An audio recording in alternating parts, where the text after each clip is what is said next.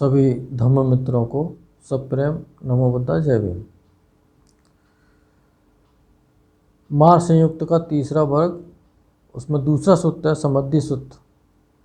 समृद्धि सूत्र को हिंदी में कहा गया है समृद्धि को डराना। एक समय भगवान शाक्य जनपद के शीलावती प्रदेश में विहार कर रहे थे। उस समय आयुष्मान समृद्धि भगवान के पास ही अप्रमत्त आतापी और प्रहितात्म हो विहार कर रहे थे। समृद्धि एक बड़े भिक्षु हुए हैं भगवान के टाइम पे, उनका अपना नाम है। तो वो विहार कर रहे थे। तब एकांत में ध्यान करते समय आयुष्मान समृद्धि के मन में यह वितर्क उठा, मेरा बड़ा लाभ हुआ, मेरा बड़ा भाग्य हुआ कि मेरे गुरु अरहंत सम्यक संबुद्ध हुए। सचमुच अगर कोई आदमी किसी योग्य गुरु का शिष्य बनता है तो उसे अपने गुरु पे बड़ा गौरव होता है और अपने को धन्य समझता है कि मैं ऐसे गुरु का शिष्य बना। तो वही कृतज्ञता के भाव जो बनते समृद्धि हैं वो अब भगवान के प्रति रख रहा है। मेरा बड़ा लाभ हुआ, मेरा बड़ा भाग्य हुआ कि मैं इस स्वाख्यात धर्म विनय में प्रवज्जित हुआ। स्वाख्यात यानी कि सरल भाषा में सिखाया गया धर्म, स्वाख्यात कहते हैं उसको। पूरा धर्म उदाहरणों से व्याख्या कर के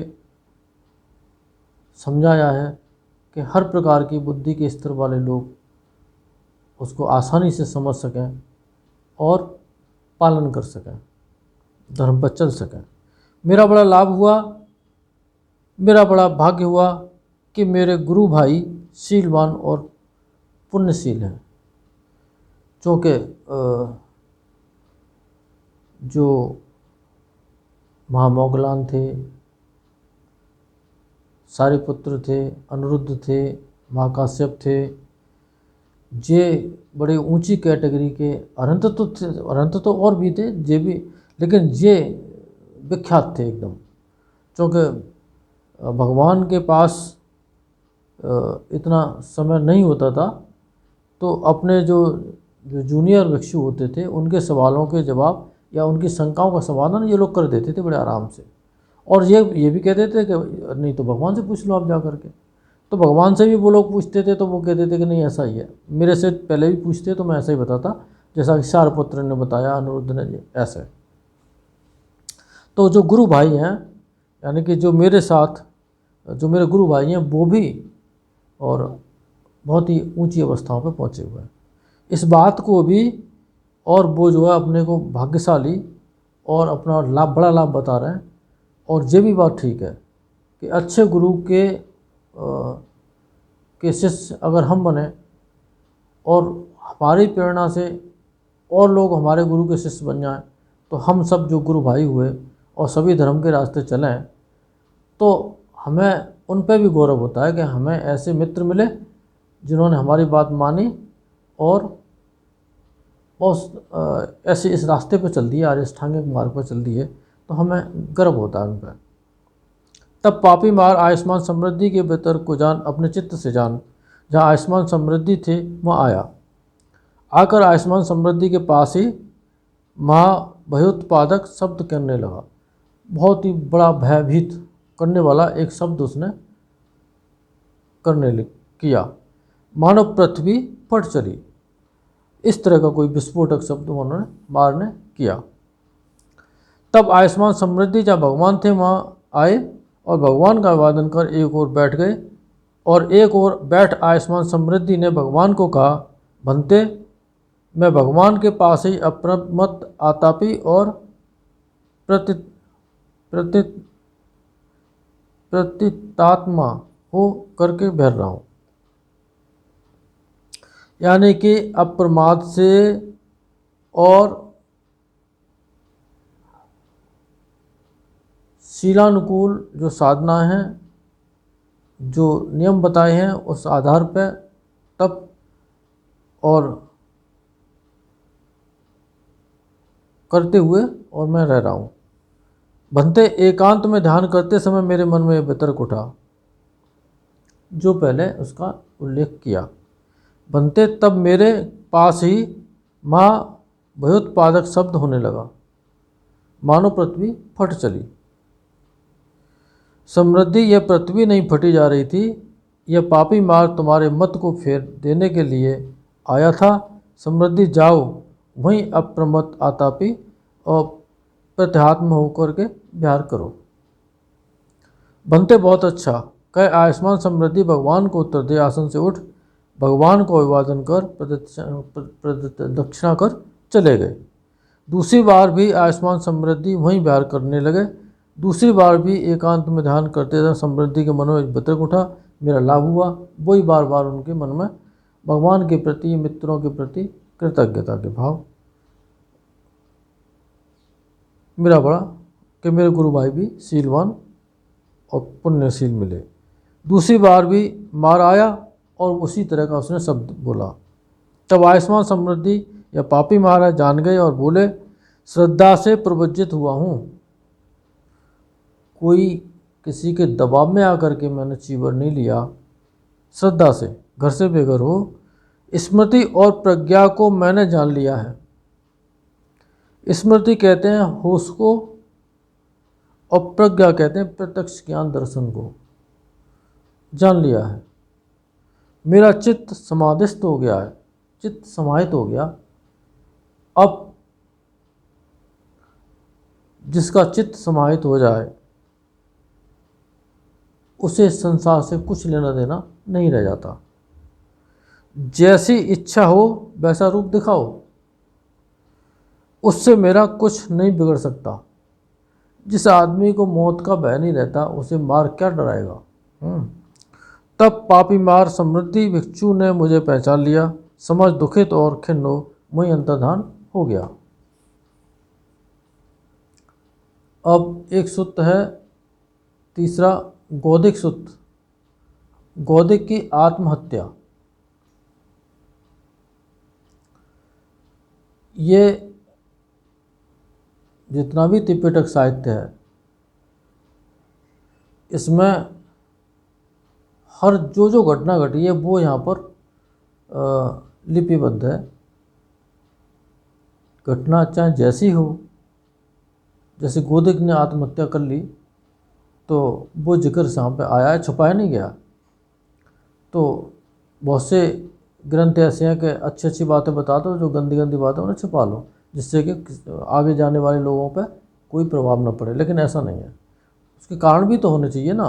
तो ऐसा मैंने सुना, एक समय भगवान राजकूट के वेणुवन कलंदक नवाब में विहार करते थे। उस समय आयुष्मान गोदिक रिद्धिगिरी के पास कालसला पर विहार करते थे।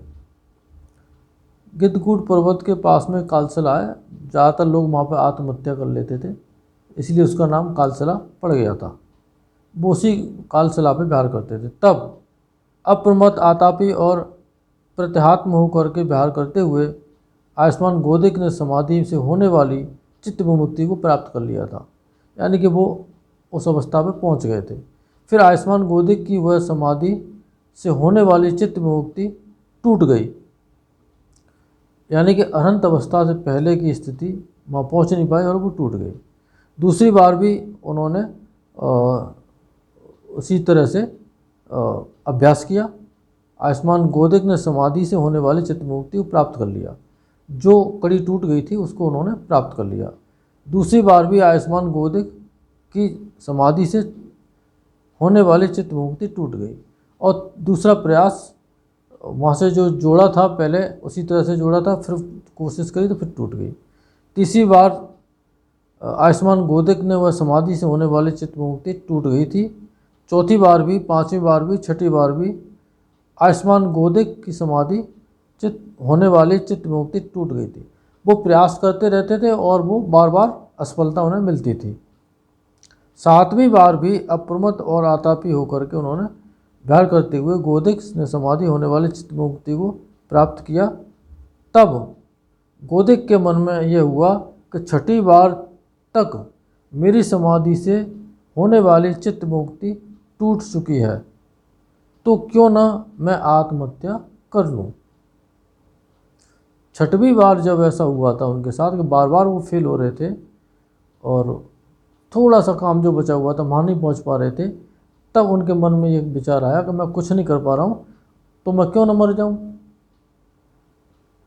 तब पापी मार आयुष्मान गोदिक के पितर को अपने चित्त से जान वहाँ भगवान थे वहाँ आया और भगवान से गाथा बोला, हे महावीर, हे महाप्रज्ञ, जो अपनी रिद्धि से दीप्त हो रहे हैं, सभी बैर और भय से मुक्त सर्वज्ञ, मैं पैरों में प्रणाम करता हूँ।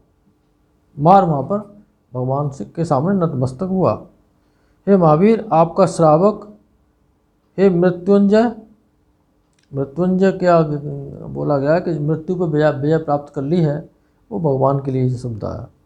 मरने की इच्छा और विचार कर रहा है, हे तेजस्वी, उसे रोकें।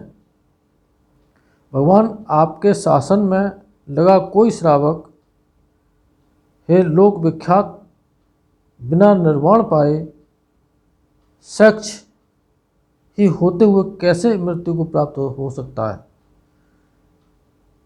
सक्ष का मतलब अभी शिक्षा की जिसे जरूरत है। उस समय आयुष्मान गोदिक ने आत्महत्या कर ली थी। तब भगवान या पापी मारे जान गाथा में बोले, धीर पुरुष ऐसे ही करते हैं, जीवन में उनकी आशा नहीं रहती। तृष्णा को जड़ से उखाड़ गोदिक ने निर्वाण पा लिया था। यानी कि 6वीं बार जब वो फेल हो गए थे, तब उनके मन में आत्महत्या का विचार आया था, लेकिन फिर दोबारा से काम उन्होंने शुरू कर दिया था और 7वीं बार उनको सफलता मिल गई। वो मार को पता नहीं थी, क्योंकि उस अवस्था को मार नहीं पहचान सकता। ये हुआ, तब वो जो है भगवान के सामने उस तरह से उसने बोला क्या, एक तरह से कहते हैं बचा सकते हो तो बचा लो, तुम्हारी शिष्य है वो, इस तरह से ऐसा भी समझना चाहिए। आज की भाषा में इस तरह से लोग कहेंगे कि बचाओ तो बचा लो उसको, मैं उसको मार रहा हूँ, है ना, इस तरह से। तब भगवान ने भिक्षुओं को आमंत्रित किया, भिक्षुओं, जहाँ रिद्धिगिरी के पास कालशिला है वहाँ चले जाओ, जहाँ गोदिक कुलपुत्र ने आत्महत्या कर ली है। अच्छा बनते, बहुत अच्छा, क्या उन भिक्षुओं ने भगवान को उत्तर दिया। तब कुछ भिक्षु भगवान के भिक्षुओं के साथ भगवान जहाँ रिद्धिगिरी के पास कालशिला थी वहाँ आए। भगवान ने दूर से ही आयुष्मान गोदिक को खाट पर कंधे झुकाए सोए देखा। उस समय कुछ धुआं सा, कुछ छाया सा पूर्व की ओर से उड़ा जा रहा था, पश्चिम की ओर।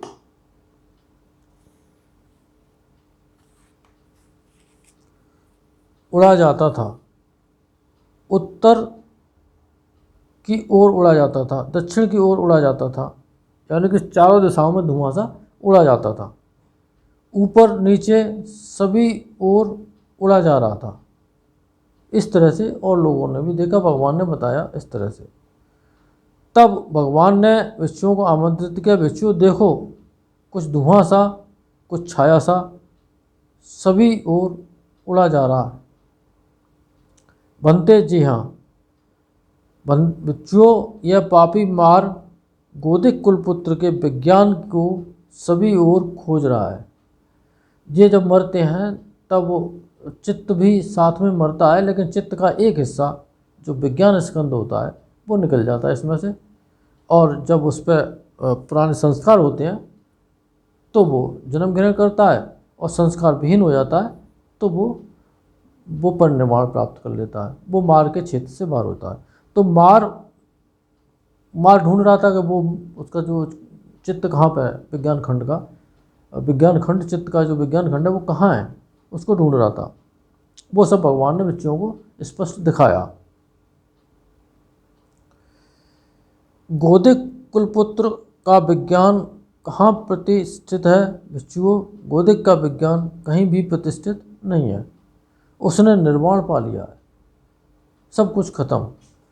तब पापी मार बिल्व पंडु वीणा, जो वीणा पके बेल के समान पीला, इस तरह का को ले जहाँ भगवान थे वहाँ आया और गाथा में बोला, ऊपर नीचे और टेढ़े मेढ़े दिशाओं और अन्य दिशाओं में मैंने खोज छान कर भी नहीं पाया कि गोदिक कहाँ गया।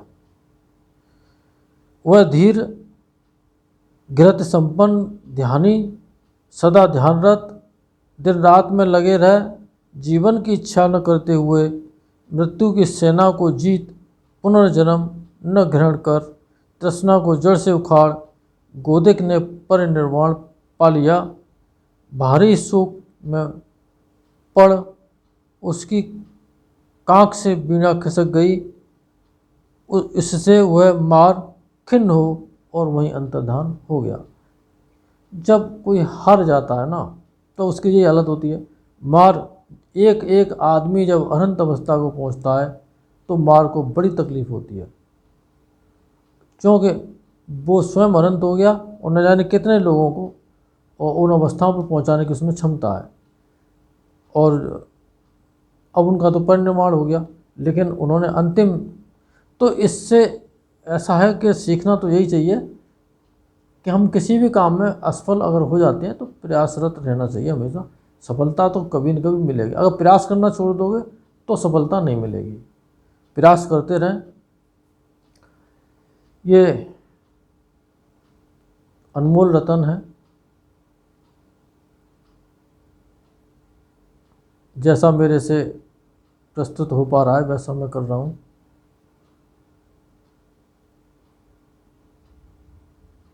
और जैसा है उसी से आप भी संतुष्ट होइए।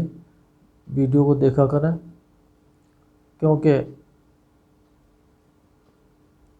मार के बारे में आप समझ ही रहे हैं ठीक तरह से कि इस तरह के जो मटेरियल्स हैं उनसे मन ऊबता है। समझ लो कि मार हमारे आसपास ही घूम रहा है, क्योंकि ये चीज़ आपके दुखों को दूर करने के लिए सक्षम है। इसीलिए आप मन लगा करके ऐसा सोच करके चलो हम अपने सोने में से ये 10 मिनट इसमें लगा दें, ताकि सारे जीवन भर जो सारे दिन की जो थकान है वो कुछ तो उसमें लाभ होगा, है ना। मैं काफ़ी कोशिश कर रहा हूँ कि ये आपकी समझ में आए, और इससे ज़्यादा और सरल नहीं हो सकता, फिर उसका आशय ख़राब हो जाएगा। तो इतना ही। आज जो भी पढ़ा उसके उस धर्म के महाप्रताप से आप सबका मंगल हो, भला हो, कल्याण हो, संसार के सारे प्राणी सुखी हों। साधु साधु साधु।